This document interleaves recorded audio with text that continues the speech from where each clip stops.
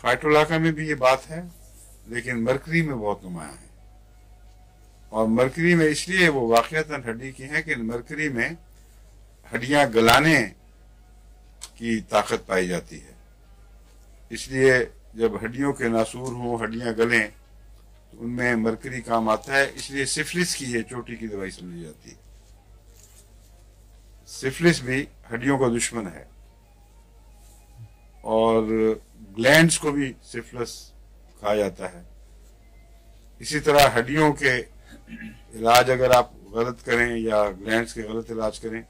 تو دماغ پر اثر کرتا ہے سفلس، اسی لیے سفلینم ان تین چیزوں میں بڑا نمایاں اثر رکھتی ہے۔ مرکری بھی یہ ایک قسم کے چین، ایک سلسلہ بیماریوں کا ایسا رکھتا ہے جس میں مسلز کہ وہ حصے جو تھن ہوں، پھر ہڈیاں، پھر گلینڈز جن میں جگر، گلے کے گلینڈز، دوسری ایسے بھی گلینڈز جو مختلف نام ہوں مگر گلینڈ جو بھی ہوں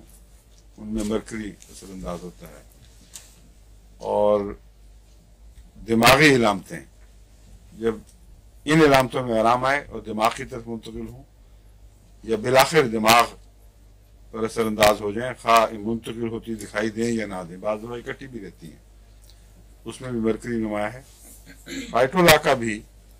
ان باتوں میں مرکری سے کچھ مشابہ ہے۔